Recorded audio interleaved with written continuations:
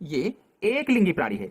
एक लिंगी प्राणी होता है, एक लिंगी जंतु होता है, कहो चाहे कहो एक लिंगी प्राणी होता है। अब एक लिंगी का मतलब यह होता है कि नर अलग होता है और मादा अलग होती है।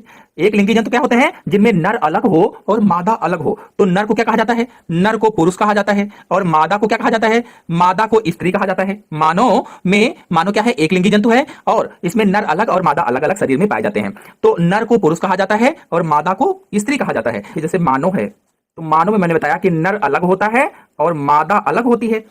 तो नर से नर युग्मक का निर्माण होता है, नर से नर युग्मक बनता है, और मादा से मादा युग्मक का निर्माण होता है। नर से नर युग्मक मानव में क्या होता है? शुक्राणु।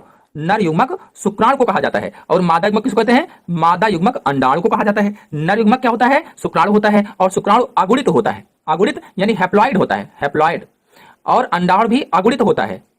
अगुणित का मतलब क्या है? हैप्लॉइड होता है। तो शुक्राणु भी अगुणित होता है और अंडाणु भी अगुणित होता है। अब शुक्राणु का निर्माण कहां होता है? तो शुक्राणु का निर्माण वृषण में होता है या टेस्टिस में होता है। शुक्राणु कहां बनते हैं? तो नर या पुरुष के वृषण में बनते हैं। और अंडाणुओं का निर्माण कहां होता है? तो अंडाशय में होता है, अंडाशय में या ओवरी में होता है। अंडाणु बनते हैं या ओवा का निर्माण होता है। आपको बता दें, ये जो शुक्राणु हैं ये वृषण में बन रहे हैं। तो वृषण क्या हुआ? वृषण हो गया प्राथमिक जनन अंग। वृषण क्या है? वृषण प्राथमिक जनन अंग हो गया। या प्रश्न पूछा जाए कि प्राथमिक लैंगिक अंग किसे कहा जाता है? तो प्राथमिक लैंगिक अंग क्या होगा? वृषण होगा। गोनेट्स क्या होगा? वृषण होगा या टेस्टिस होगा, टेस्टिस। और ये पुरुष में हुआ। ऐसे स्त्री में क्या होगा? प्राथमिक लैंगिक अंग तो अंडाशय होता है, अंडाशय या ओवरी होता है, प्राथमिक लैंगिक अंग होता है। और वृषण से शुक्राणु बनते हैं, अंडाशय से अंडाणु का निर्माण होता है। अगर द्वितीयक लैंगिक अंग पूछे जाए, तो प्राथमिक लैंगिक अंग हो गए। द्वितीयक लैंगिक अंग तो अगर पुरुषों की बात की जाए, पुरुष में द्वितीयक लैंगिक अंग क्या होंगे? शुक्रवाहिनी है, शुक्राशय है और शिश्न है।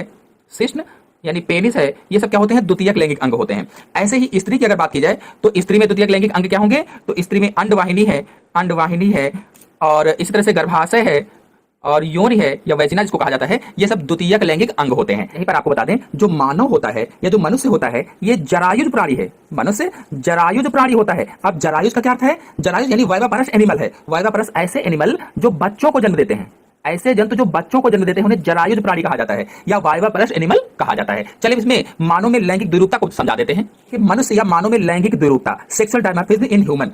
लैंगिक द्विरूपता का मतलब है लिंग के आधार पर नर और मादा को कैसे पहचाना जाए। तो स्त्री में स्तन विकसित होते हैं, पुरुष में अल्प विकसित होते हैं। ऐसे ही जो स्त्री होती है इसमें दाढ़ी व मूछ नहीं होती है, जबकि पुरुष में दाढ़ी भी होती है और मूछ भी होती है। दाढ़ी और मूछ पुरुष में पाए जाते हैं जबकि स्त्री में नहीं पाए जाते हैं। स्त्रियों की जो आवाज होती है वो पतली होती है जबकि पुरुषों की आवाज मोटी होती है। ऐसे ही स्त्रियों में मासिक चक्र होता है, मासिक चक्र पाया जाता है जबकि पुरुषों में नहीं पाया जाता है। इन लैंगिक लक्षणों के आधार पर पहचाना जा सकता है कि नर कौन है और मादा कौन है। चलिए अब स्त्री जनन तंत्र और पुरुष जनन तंत्र को एक एक करके डिटेल से समझाते हैं। तो सबसे पहले स्त्री जनन तंत्र को डिटेल से समझाते हैं और इसके बाद इसको कैसे लिखेंगे, लिखना भी समझाएंगे।